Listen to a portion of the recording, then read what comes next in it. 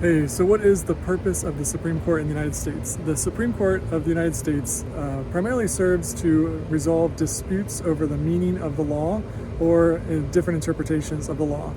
So for example, a case could be brought to its original jurisdiction court, then through an appeals court, and then work its way up through to the Supreme Court. But often what happens is different district of appeals courts reach different decisions in very similar cases, and you have a situation where the law is actually different in one part of the country than another part of the country because of those districts and their jurisdictions. So then the Supreme Court will resolve that by taking a case and figuring out what would be the uniform law for the entire country. So that's kind of the purpose of the Supreme Court, is to create a uniform law for the entire country and resolve disputes over the interpretation of laws or the interpretation of the Constitution.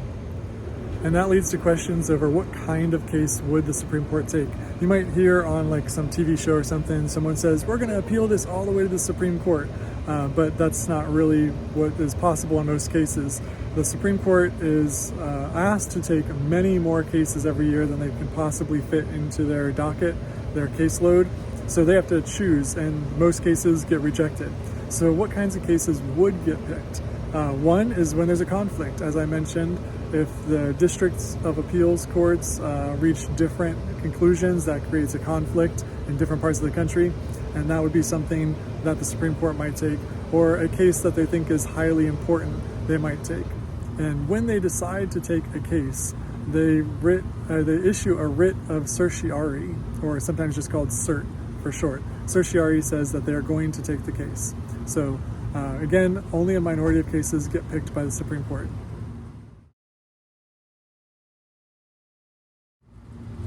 Once a case is picked for the Supreme Court, it begins by each side writing a brief for the court, outlining what their argument is, what they think should be happening in this case.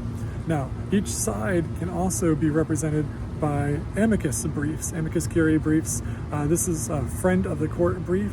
These are people, organizations, groups who have an interest in the case, but they are not actually in the case. They're not part of the case. So they can write their own briefs arguing why they think a certain side should win and the legal arguments for that case. Then once that's all done and the law clerks review that information, everything, it also goes to the actual oral hearing, the oral arguments where the two sides come and speak their case. And when they speak the case, the justices are there, the 9 justices, and they can listen and they can ask questions. And during that time of the oral arguments, the judges are listening, trying to decide what they're going to do. But after that, then they take months often to go through and actually have their meeting where the 9 justices get together and make their decision, and they vote on what the outcome should be. The vast majority of cases are unanimous, pretty clear, unanimous decision. Supreme Court likes to have unanimous decisions because that's the most solid law. It creates the most solid precedent. But as we've talked about before, it's not always unanimous. The side that wins the vote, whether it's 9-0 or 5-4, they get to write a majority opinion. That is their written opinion over who wins the case and why, the legal reasoning. That's really important, the legal reasoning, because that's helping to form that precedent. So that's the majority opinion. Sometimes there is a dissenting opinion. One side disagreed, 4 of the 9 justices disagreed or whatever, and they might write a dissenting opinion. So they'll say, we think the court decided wrongly, and here's why. And then of course there can be a concurring opinion where someone is on the majority side, but then disagrees with the reasoning, so they want to write their own reasoning. So those are all possibilities of majority opinions, dissenting opinions, concurring opinions. So another interesting thing about the Supreme Court, when we think about separation of powers and checks and balances, the Supreme Court doesn't have a police force. They don't have a military. They have no means for enforcing their rulings. So why does anybody listen to the Supreme Court? Well, it's an issue of perceived legitimacy. People perceive or think of the Supreme Court as the final authority on constitutional interpretation. And so we want to go along with that. If the Supreme Court ever were to lose legitimacy, that would be a threat to their power. So they want to be very careful not to lose legitimacy. Recent Supreme Court decisions have been very controversial, and they try to avoid that as much as possible. But obviously sometimes they do get into controversial issues. but they want to make sure that everybody perceives their decisions as legitimate and authoritative, because that's what they rely on for their authority, their power, their public perception.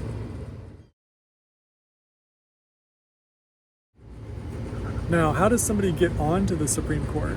Well, there are 9 justices on the Supreme Court, but that number actually is not in the Constitution. That is just something we've established over time. And in recent years, there have been talks about possibly changing that. This goes all the way back to Roosevelt during the New Deal. Roosevelt's New Deal policies kept getting overturned by the Supreme Court, and so eventually he came out with what was called the court packing plan. He wanted to add justices to the Supreme Court and also force retirement at a certain age for Supreme Court justices, and the idea there would be he could pack the Supreme Court with people he chose who would agree with him. This became a major controversial issue nationwide. It was very unpopular because it was seen as an attack on the Supreme Court. So Roosevelt eventually backed off of that plan, but the mere threat of it did cause the Supreme Court to back off of their attacks on the New Deal. And suddenly his New Deal policies started passing the Supreme Court. So anyway, who is on the Supreme Court is very controversial. There are currently 9 justices. The justices are nominated by the president. So there's 9. When one of them dies or retires or, potentially would be impeached, but that hasn't happened, impeached and removed from power. If that happened, there would be an opening on the Supreme Court, and the president of the United States gets to nominate someone to fill that position. The president pretty much has unilateral authority on who to nominate. There's not really much said about qualifications. It's up to the president. Obviously, we generally choose lawyers, and most times people from Harvard or Yale law schools, prestigious law schools, top lawyers, people with solid reputations and records. But the president can nominate pretty much anyone he or she wants. So the president nominates someone to the Supreme Court, and then it goes to the Senate for confirmation. And the Senate will hold hearings and interview the person, the nominee, and eventually hold a vote on whether or not to approve that person. And this is also a very contentious process. People fight over this a lot, and in recent years there has been a lot of argument over that. This goes back all the way to the 1980s, and before that they weren't as controversial. It wasn't as big of a deal. It was generally, as long as the president nominated someone who seemed qualified, which they did, the process was pretty smooth. But since the 1980s, it has not been a smooth process, and there has been a lot of fighting, and some nominees have in fact been rejected or simply withdrawn their names from consideration. So as I said, for a long time it was thought that Supreme Court justices were non-political. It was not a contentious fight over who was on the Supreme Court. You just wanted qualified judges. But now it's generally thought that Supreme Court justices are basically politicians. They're making decisions based on their political viewpoints. So we want to know the ideology or the viewpoint of Supreme Court nominees. We want to know, are they conservative or are they liberal? Try to predict how they're going to respond. And if you watch the news, whenever a case goes to the Supreme Court, the media will be predicting which justices will decide which way, because generally speaking, on the most controversial issues, we kind of know who's the conservative and who's the liberal. But keep in mind, as I said earlier, the vast majority of cases that go to the Supreme Court are unanimously decided. Now, one unique thing with Supreme Court justices, and actually all federal judges, is that once they're appointed to a federal court, whether it's a District of Appeals court or the Supreme Court, they are appointed for life. They have something called lifetime tenure, which means that they can keep that job as long as they want, assuming they don't get impeached. So they can always retire, and sometimes they don't retire and they stay until they die. But they have that lifetime tenure. And this is also something that is sometimes controversial. I mentioned the court packing plan from Roosevelt. But right now, the idea is when the founders created the Constitution, the Federalists wanted lifetime appointment, lifetime tenure, in order to protect the courts from outside influence. So as we talked about with Federalist Paper 39, it was argued that the courts are still Republican in the sense of being representative, because the justices, the judges, are selected by our representatives, the president and the Senate. But they wanted to separate that and make it so that they didn't have to be beholden to political parties or to voting or anything like that, because one key part of our judicial system is impartiality. that they don't have to be biased in favor of one view or the other. They're just looking for the truth. They're looking for what is constitutional, and a lifetime appointment is supposed to do that for them. It protects them from having to worry about coming up for election or anything like that.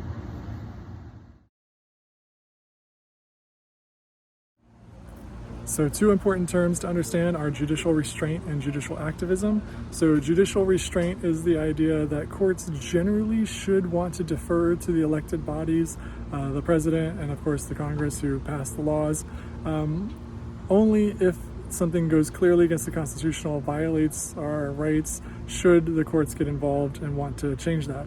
But generally speaking, courts want to defer to the democratic process.